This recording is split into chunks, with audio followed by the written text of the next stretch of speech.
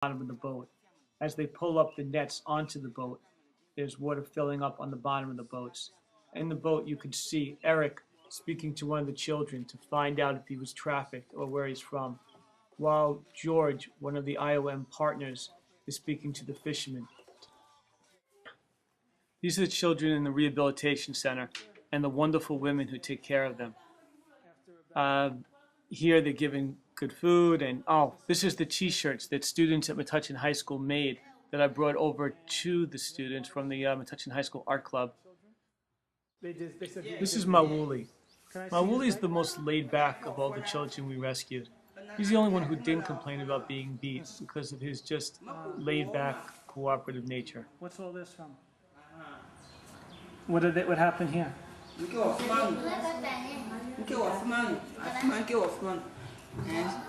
Fear, Abby. They say it's fish that bite here. Oh, fish bit him?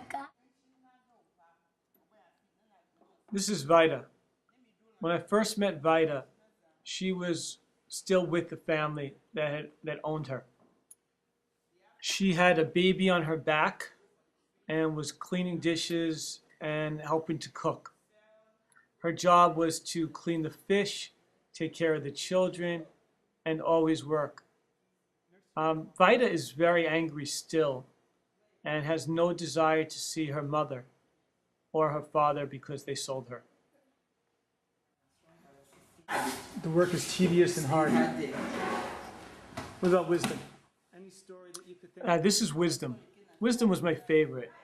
He's got a great smile and just a really curious nature. He was touching my phone, my video camera, my camera. He wanted to see everything, learn everything.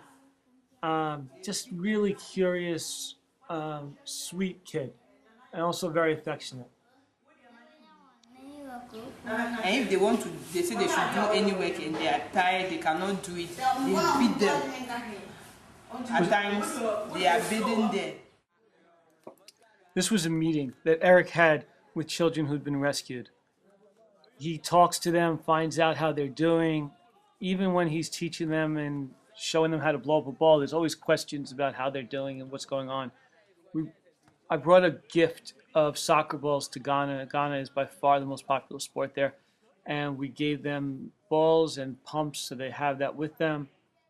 These are children who had been trafficked as child slaves and are now free.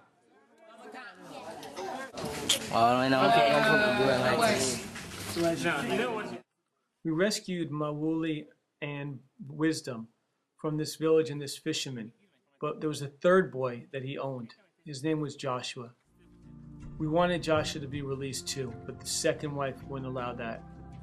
Joshua spent the day with us, going around with us with the villages and spending time on the boat, hoping to convince the fishermen to let him go and be with us. But at the end of the day, we had to bring him back to his village and leave him there. They told us come back the next day and they'll try to convince his second wife to let him go. We passed a ferry and stopped the ferry because we saw a chief who was going to travel with us. Then one of the people with us looked over and noticed that the second wife was on that boat, and we were calling from our little boat to the ferry, "What about Joshua? Will you let him go? Please let him go." And she kept shaking her head no. And we had to leave him there. And that image haunts me.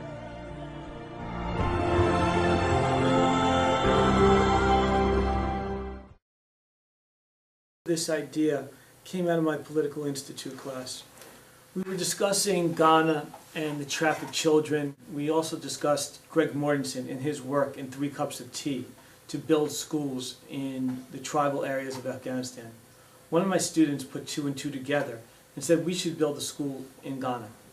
So one of my goals of going to Ghana was to find a village to build a school. We went to the village of Okpalama, and in this village I saw the worst school that I've ever seen. Driving around Ghana, most of the schools I saw were built of brick. They had tin roofs, but they held out the elements. And then we got to this village, and it is, as you could see, awful. It's sticks with a few pieces of grass, and it doesn't hold out anything. Our hope and what we communicated to the village is that by building a school for them, made up of cement and solid school, they will let the children go. The school will not only serve as a school for the children, it will be a community center for the whole village. We will bring in people to teach the adults about family planning and to talk to the fishermen and their wives about why it is so wrong to traffic children.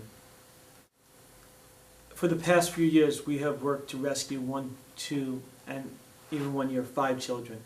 Our hope this time is that by building a school, we'll be able to release many more than that.